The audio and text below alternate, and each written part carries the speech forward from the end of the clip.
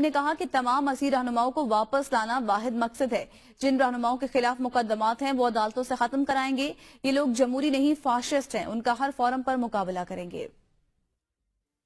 کسی کو پاکستانی ڈکلیئر کرنا وہ پاکستان کی عوام کے ہاتھ کا سرٹیفکیٹ ہوتا ہے، اور وہ سرٹیفکیٹ جو جینون لوگ فارم 45 کے ذریعے اس پارلیمنٹ میں آئے ہیں، پاکستان کی عوام نے ان کو دیا ہے، نہ کہ گھس بیٹھیے جو کہ مسلم لیگ نون کے یہاں پہ آئے ہیں فارم 47 کے ذریعے، اور جو کہ ایک کمزور سیٹوں پہ بیٹھے ہیں۔